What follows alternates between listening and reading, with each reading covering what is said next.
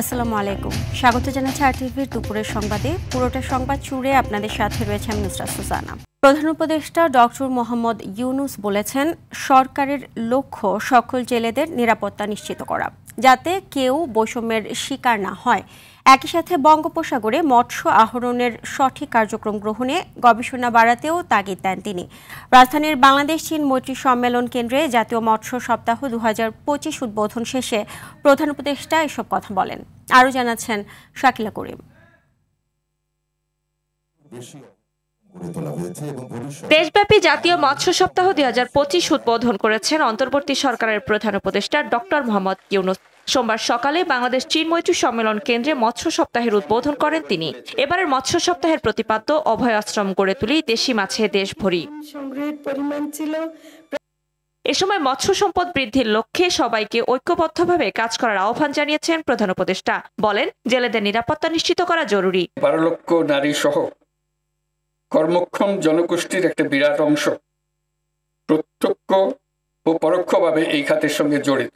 আমাদের লক্ষ্য হবে প্রকৃত মৎস্যজীবী ও জেলেদের সামাজিক নিরাপত্তার কর্মসূচির আওতায় আনতে বিশেষভাবে যত্নশীল হওয়া, তারা অর্থনৈতিক বৈষম্যের শিকার না হন। মাছ আমাদের জন্য প্রাকৃতিক উপহার উল্লেখ করে প্রধান উপদেষ্টা বলেন, প্রকৃতির প্রতি নির্মমতা না করে সদয় হওয়া প্রয়োজন।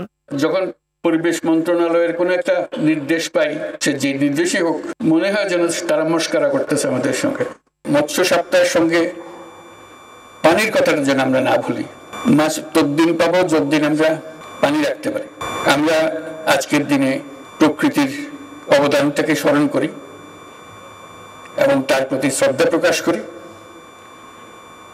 এবং তার প্রতি বিনয়ী হবার প্রতিজ্ঞা নিই। বঙ্গোপসাগরে মৎস্য আহরণের সঠিক কার্যক্রম গ্রহণে গবেষণা বাড়াতেও তাগিদ দেন প্রধান উপদেষ্টা। আমাদের বঙ্গোপসাগরে সুষ্ঠু জরিপ পরিচালনা করে গভীর সমুদ্রে মাছ ধরার অঞ্চল চিহ্নিত করতে হবে। এটা শুধু বেশি মাছ ধরার বিষয় নয়, এটা একটা ইন্ডাস্ট্রি গড়ে তোলার বিষয়। এর জন্য আমাদের গবেষণায় সক্রিয়ভাবে যুক্ত হতে হবে, যাতে বিশ্বমানের বিশেষজ্ঞদের চিন্তা ভাবনা অভিজ্ঞতা আমরা কাজে লাগাতে পারি। আমাদের বিশ্ববিদ্যালয়ের পাঠ্যক্রমেও গভীর সমুদ্রে মাছ ধরার বিষয়টি অন্তর্ভুক্ত করতে হবে। উদ্বোধনী অনুষ্ঠানে মৎস্য খাতে অনন্য অবদানের স্বীকৃতি স্বরূপ 16 ব্যক্তি ও বিভিন্ন প্রতিষ্ঠানকে জাতীয় মৎস্য পদক 2025 দেয়া হয়। শাকিলা করিম, আরটিভি, ঢাকা। আওয়ামী লীগের আমলের প্রশাসন দিয়ে সুষ্ঠু নির্বাচন সম্ভব নয় বলে শঙ্কা প্রকাশ করেছেন বিএনপির সিনিয়র যুগ্ম মহাসচিব রুহুল কবির রিজভী। সুষ্ঠু নির্বাচনের জন্য প্রশাসন থেকে আওয়ামী ক্যাডারদের অপসারণের দাবি জানান তিনি। সকালে নীলফামারী জেলা বিএনপির নবগঠিত কমিটির নেতাদের সাথে নিয়ে শহীদ প্রেসিডেন্ট জিয়াউর রহমানের সমাধিতে শ্রদ্ধা নিবেদন শেষে তিনি এ দাবি জানান। এ সময় রিজভী বলেন, পিআর পদ্ধতিতে নির্বাচন হলে জনগণ বিভ্রান্ত হবে। এই পদ্ধতি বাংলাদেশের জন্য উপযোগী নয়। এই 15-16 বছরে প্রশাসন ছিল না, পুলিশ প্রশাসন ছিল না, এগুলো সব ছিল আওয়ামী লীগের ক্যাডার বাহিনী। এই ক্যাডার বাহিনী দিয়ে অবাধ সুষ্ঠু নির্বাচন হবে না। আমাদের দৃঢ় বিশ্বাস নির্বাচন কমিশনের প্রতি, তারা এইসব বিষয়ে মনোযোগ দিয়ে যাতে অবাধ সুষ্ঠু নির্বাচন, যাতে ভোটাররা ভোট কেন্দ্রে গিয়ে তাদের পছন্দসই ব্যক্তিকে ভোট দিতে পারে, সেই কাজটি তারা করবেন। কয়েকটি রাজনৈতিক দল বা নেতাদের বক্তব্যে ফেব্রুয়ারির নির্বাচন নিয়ে জনমনে শঙ্কা তৈরি হলেও বাস্তবের কোনো প্রভাব পড়বে না বলে মনে করেন রাজনীতি বিশ্লেষকরা। তারা বলেন, সরকারকে নির্বাচন আয়োজনে কঠোর থাকতে হবে। দ্বিমত থাকা ইস্যুগুলোর সুরাহা করতে হবে আলোচনার টেবিলেই। খান আলমিনের রিপোর্টে দেখুন বাকিটা। নির্বাচন কমিশন 2026 সালের ফেব্রুয়ারি মাসে জাতীয় নির্বাচন অনুষ্ঠানের আয়োজন করেন। 5 আগস্ট নির্বাচন নিয়ে প্রধান উপদেষ্টার ভাষণ এবং তার পরদিন নির্বাচন কমিশনকে চিঠি পাঠানোর পর নির্বাচনী ট্রেন হুইসেল দেয়া শুরু করে। প্রতিক্রিয়া স্বরূপ প্রধান নির্বাচন কমিশনার সহ অন্য কমিশনারদের ফেব্রুয়ারির প্রথমার্ধে নির্বাচন এবং ডিসেম্বরের প্রথমার্ধে তফসিল ঘোষণার সম্ভাব্য সময় নির্ধারণের মাধ্যমে শুরু হয় এর যাত্রা। এরপরই বিভিন্ন রাজনৈতিক দলের নেতাদের বিতর্কিত মন্তব্য ট্রেনের ব্রেক চেপে ধরার ইঙ্গিত দেয়। তবে একে দলীয় এজেন্ডা কিংবা প্রতিপক্ষকে চাপে রাখার কৌশল বলে মনে করেন বিশ্লেষকরা। সরকার কঠোর থাকলে নির্বাচনের সময় নিয়ে কোনো শঙ্কা থাকবে না বলেও মত তাদের। এই যে ফেব্রুয়ারিতে ইলেকশন হওয়া, এটা যে একেবারেই যে কনসেনসাস ছাড়া হচ্ছে, আমার কাছে তা মনে হয় না। একেবারে যে ঐক্যমত ছাড়া হচ্ছে, সেটা মনে হয় না। নিশ্চয়ই এক ধরনের সবার সঙ্গে আলাপ আলোচনা করে এই ধরনের চিন্তাভাবনা করা হয়েছে বলে আমার ধারণা। কাজেই এর বাইরে যে অভিমত, যে স্টেটমেন্ট, এগুলো হয়তো বা রাজনৈতিক। বিভিন্ন রাজনৈতিক দল তাদের মতো করে তাদের এজেন্ডা, তাদের সিদ্ধান্ত অনুযায়ী বিভিন্ন দাবি দাওয়া করবে, কিন্তু আপনাকে তো একটা সিদ্ধান্তে আসতে হবে। এই অবস্থায় যদি কোনো রাজনৈতিক দল এর বিরোধিতা করে, আবার কোনো রাজনৈতিক দল যদি ফেব্রুয়ারিতে নির্বাচন চায়, তখন তো একটা রাজনৈতিক সংকট তৈরি হয়। তো এই অবস্থায় সরকার কিভাবে ম্যানেজ করে সেটা ইম্পর্টেন্ট। সংস্কার ও বিচার ছাড়া নির্বাচন হলে পুরনো সমস্যা ফিরবে, প্রধান উপদেষ্টার এমন বক্তব্যেও ফেব্রুয়ারিতে নির্বাচন নিয়ে শঙ্কা প্রকাশ করেন অনেকে। তবে এর মধ্যেও তেমন কোনো প্রতিবন্ধকতা দেখছেন না বিশ্লেষকরা। বলছেন এরই মধ্যে সংস্কার ও বিচারের অগ্রগতি লক্ষণীয়। 6 মাসের মধ্যে অনেক কিছু এদিক সেদিক হবে। আবার নির্বাচন কমিশনও প্রস্তুতি গ্রহণ করছে, অলরেডি তারা আরপিও সংশোধন ঘোষণা করেছেও, ড্রাফট ঘোষণা করেছেও। সো কাজ থেকেই চলছে, মানে সংশয় হওয়ার তেমন জায়গা আমি মনে করি না। প্রধান উপদেষ্টা যেটা বলার চেষ্টা করেছেন, কিছু পরিবর্তন কিন্তু হচ্ছে, উনি হয়তো ওইটাকেই মিন করার চেষ্টা করেছেন, কারণ অনেক পরিবর্তন তো আমরা দেখতে পাচ্ছি। নির্বাচনী ট্রেনের যাত্রা বাধাগ্রস্ত করলে গণতন্ত্র উত্তরণের পথ কঠিন হবে বলে আশঙ্কা বিশ্লেষকদের। খান আলামিন, RTV, ঢাকা। জুলাই আগস্টে সংঘটিত মানবতাবিরোধী অপরাধের মামলায় সাবেক প্রধানমন্ত্রী শেখ হাসিনা ও সাবেক স্বরাষ্ট্রমন্ত্রী আসাদুজ্জামান খান কামাল সহ 3 জনের বিরুদ্ধে 5ম দিনের সাক্ষ্য গ্রহণ চলছে। বিচারপতি মোহাম্মদ গোলাম মর্তুজা মজুমদারের নেতৃত্বাধীন আন্তর্জাতিক অপরাধ ট্রাইব্যুনাল 1 এর কার্যক্রম চলছে। রোববার 4 জন সহ এ পর্যন্ত 4 দিনে মোট 9 জন সাক্ষীর সাক্ষ্য নেওয়া শেষ হয়েছে। আজ 3 জন সাক্ষ্য দিবেন বলে প্রসিকিউশন থেকে জানানো হয়েছে। এর আগে সকালে মামলার একমাত্র গ্রেপ্তার আসামি, বর্তমানে রাজসাক্ষী সাবেক আইজিপি চৌধুরী আব্দুল্লাহ আল মামুনকে ট্রাইব্যুনালে হাজির করা হয়।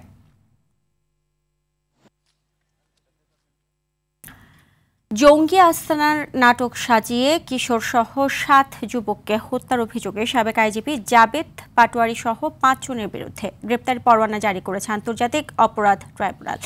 যে হত্যাকাণ্ডের প্রাথমিক সত্যতা পেয়েছে তদন্ত সংস্থা। দেশের বিভিন্ন অঞ্চল থেকে ধরে এনে ইসলামী মনোভাবাপন্ন এসব যুবকদের বিচার বহির্ভূতভাবে হত্যা করা হয় বলে অভিযোগে উল্লেখ করা হয়েছে। আগামী 15 অক্টোবর এই মামলার তদন্ত প্রতিবেদন জমা দিতে দিন নির্ধারণ করেছে বিচারপতি মোহাম্মদ গোলাম মর্তুজা মজুমদারের নেতৃত্বাধীন 3 সদস্যের ট্রাইব্যুনাল 1। এর আগে 2016 সালে গাজীপুরের নোয়াগাঁও পাতারটেক এলাকায় পুলিশের অভিযানে 7 জন নিহত হয়।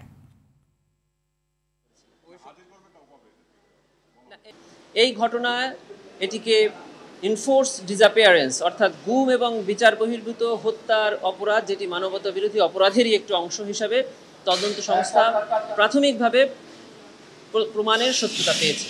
তারই ভিত্তিতে এই 5 জনের বিরুদ্ধে একটি গ্রেফতারের আবেদন তদন্ত সংস্থা আমাদেরকে জানিয়েছিল। আমরা আন্তর্জাতিক অপরাধ ট্রাইব্যুনালে সাবেক আইজিপি জাবেদ পাটোয়ারি সাহেব সহ 5 জনের বিরুদ্ধে গ্রেফতারি পরোয়ানার আবেদন করেছিলাম। মাননীয় ট্রাইব্যুনাল তাদের বিরুদ্ধে গ্রেফতারি পরোয়ানা জারি করেছে। কর্মস্থলে দীর্ঘদিন অনুপস্থিত থাকা ও পালানোর অভিযোগে সাবেক টিবি প্রধান হারুনুর রশিদ সহ পুলিশের ঊর্ধ্বতন 18 কর্মকর্তাকে সাময়িক বরখাস্ত করা হয়েছে। রোববার স্বরাষ্ট্র মন্ত্রণালয়ের জননিরাপত্তা বিভাগ থেকে পাঠানো এক প্রজ্ঞাপনে এ তথ্য জানানো হয়। এতে বলা হয়েছে 18 জন কর্মকর্তাকে সরকারি কর্মচারী বিধিমালা 2018-এর 3 গ অনুযায়ী পলায়নের শাস্তিযোগ্য অপরাধে অভিযুক্ত হওয়ায় বিধি 12 উপবিধি এর 1 অনুযায়ী তাদের নামের পাশে উল্লেখিত তারিখ থেকে চাকরি থেকে সাময়িক বরখাস্ত করা হলো।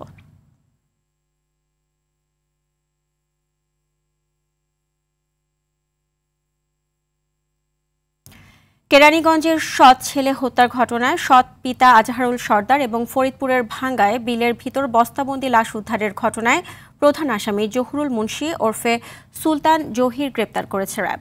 সকালে রাজধানীর কারওয়ান বাজারে মিডিয়া সেন্টারে তথ্য জানায় র্যাব 10-এর অধিনায়ক মোহাম্মদ কামরুজ্জামান। সংস্থাটি জানায় কেরানীগঞ্জে মায়ের সাথে থাকতেন ভিকটিম রকিবুল সর্দার, কিন্তু তার মায়ের সাবেক স্বামী প্রতিশোধ নেয়ার জন্য আজহারুল সর্দার নিহত রাকিবুলকে অপহরণ করে এবং তার মাকে আবারও তার সাথে সংসার করতে চাপ দেয়, কিন্তু তার মা রাজি না হওয়ায় তাকে হত্যা করে সৎ পিতা আজহারুল সর্দার।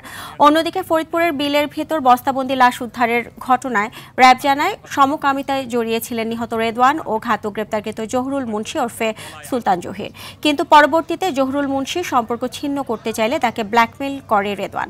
পরে বাসায় ডেকে তাকে হত্যা করে জহুরুল মুন্সি বলে জানায় র্যাব। ব্যাটালিয়ন থেকে মিডিয়া ব্রিফিং আছে, একটা হলো আপনার র্যাপিড কেরানীগঞ্জের সৎ ছেলে হত্যা মামলার ঘাতক পিতা আজহারুল সর্দার, আরেকজন হলো ফরিদপুরের ভাঙ্গায় বিলের ভিতর যে বস্তাবন্দি লাশ পাওয়া গিয়েছিল সেই ভিকটিমের যেই প্রধান খুনি তাকে আমরা গ্রেপ্তার করেছি। দুইটা ঘটনায় কিন্তু মামলা হয়েছে।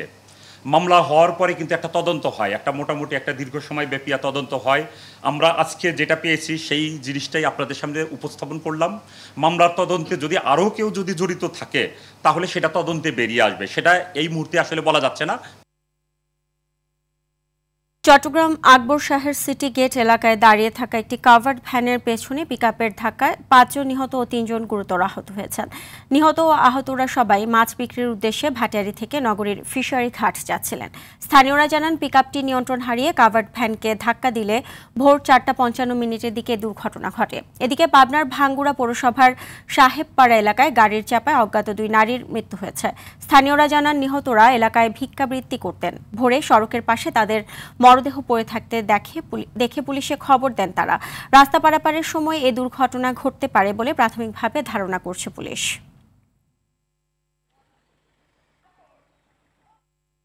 আসন্ন ঢাকা বিশ্ববিদ্যালয় কেন্দ্রীয় ছাত্র সংসদ ডাকসু ও হল সংসদ নির্বাচনের মনোনয়নপত্র সংগ্রহের শেষ দিন আজ। বিকেল 4টা পর্যন্ত মনোনয়নপত্র সংগ্রহের সময়সীমা নির্ধারিত থাকায় শেষ দিনে প্রার্থীদের ভিড় বেশি। ডাকসুর 28 পদের বিপরীতে মনোনয়নপত্র সংগ্রহ করছেন প্রার্থীরা। দুপুরে পূর্ণাঙ্গ প্যানেলে মনোনয়নপত্র সংগ্রহ করেছে ইসলামী ছাত্র শিবির। 1993 সালের পর নিজস্ব প্যানেলে প্রতিদ্বন্দ্বিতা করছে সংগঠনটি। শিবগাতুল্লাহ, সাদিক কায়েম ও SM ফরহাদের নেতৃত্বে মনোনয়নপত্র সংগ্রহ করে ছাত্র শিবির। বিকেলে মনোনয়নপত্র সংগ্রহ করবে ছাত্রদল ও গণতান্ত্রিক ছাত্র সংসদ। এছাড়া নির্বাচনে বাংলাদেশ সাধারণ ছাত্র অধিকার সংরক্ষণ পরিষদ, ছাত্র অধিকার পরিষদ, ইসলামী ছাত্র আন্দোলন ও বামপন্থী ছাত্র সংগঠনগুলো একাধিক প্যানেলে প্রতিদ্বন্দ্বিতা করবে।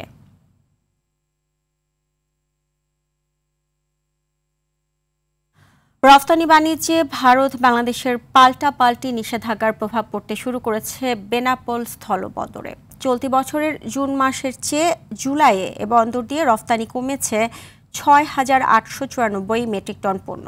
বেনাপোল সংবাদদাতার রিপোর্ট জানাচ্ছেন লামিয়া তানজিন মাহমুদ।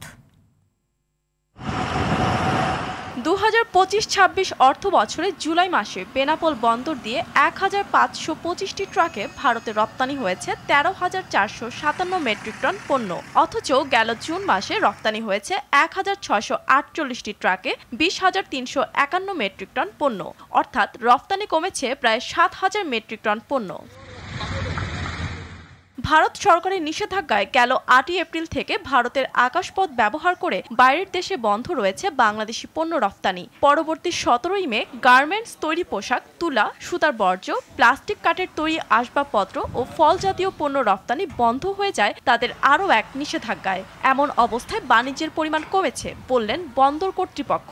এদিকে বাণিজ্যিক সংশ্লিষ্টরা বলছেন বারবার নিষেধাজ্ঞায় দুই দেশের ব্যবসায়ীরা ক্ষতির মুখে পড়ছে। ভারত সবসময় আমাদেরকে রপ্তানির ক্ষেত্রে আমাদেরকে এক ধরনের ব্যারিয়ার সৃষ্টি করে বিগত দিনে করেছে, কিন্তু বর্তমানে এক্সপোর্টের ক্ষেত্রে এত বিধিনিষেধ যে কারণে এক্সপোর্ট প্রায় আপনার 100% থেকে আপনার প্রায় 10% নেমে এসেছে, 90% এক্সপোর্ট নাই। 5ই আগস্ট পরবর্তী ইন্ডিয়ার সাথে ভারতে বাংলাদেশের যে বাণিজ্যিক সম্পর্ক সেখানেও একটা মোটামুটি একটা ঘাটতি তৈরি হয়েছে। সেই কারণে বেশ কিছু নিষেধাজ্ঞা উভয় দেশ জারি করার কারণে অনেক পণ্য এখন আসতে পারে। তবে দেশীয় শিল্পের কথা বিবেচনা করে অপ্রয়োজনীয় অনেক পণ্য আমদানিতে নিষেধাজ্ঞা রয়েছে সরকারের, জানালেন বেনাপোল স্থল বন্দরের পরিচালক। ইন্ডিয়ান গভর্নমেন্ট কর্তৃক আমাদের জুট এবং গার্মেন্টস পণ্য স্থলবন্দর দিয়ে এক্সপোর্টের ক্ষেত্রে বিধিনিষেধ আরোপের পর আগের চাইতে এই বন্দর দিয়ে এক্সপোর্টের পরিমাণ কিছুটা কমেছে। মন্দা কাটিয়ে গতি ফিরবে বাণিজ্যে, এমন প্রত্যাশা সংশ্লিষ্টদের। লামিয়া তানজিন মাহমুদ, RTV। ভারত থেকে আমদানির ফলে হিলিতে কমতে শুরু করেছে পেঁয়াজের দাম। দেশের বাজারে পেঁয়াজের দাম স্বাভাবিক রাখতে দিনাজপুরের হিলি স্থলবন্দর দিয়ে গতকাল 5টি ট্রাকে 150 মেট্রিক টন পেঁয়াজ আমদানি হয়েছে। এতে বর্তমানে দেশি পেঁয়াজ 65 টাকা এবং ভারতীয় আমদানিকৃত পেঁয়াজ 50 টাকা কেজি দরে বিক্রি হচ্ছে। এদিকে আমদানি অব্যাহত থাকলে দেশের বাজারে পেঁয়াজের দাম আরও কমবে বলে জানান আমদানিকারকরা। রাজধানীর মিরপুরে অফিসের ভেতরে এক যুবককে পিটিয়ে হত্যার অভিযোগ উঠেছে। রোববার রাতে মিরপুর 11 নম্বর ডি ব্লকের একটি অফিস থেকে আফজালের মরদেহ উদ্ধার করে পুলিশ। তিনি শরীয়তপুরের সখীপুর উপজেলার বাসিন্দা। নিহতের স্বজনরা জানান, খবর পেয়ে এসে তারা আফজালের নিথর দেহ দেখতে পান। তবে কে বা কারা এ হত্যাকাণ্ড ঘটিয়েছে তা জানা যায়নি। স্বজনরা দ্রুত বিচার দাবি করেছেন। পুলিশ মরদেহ উদ্ধার করে ময়নাতদন্তের জন্য হাসপাতালে পাঠিয়েছে।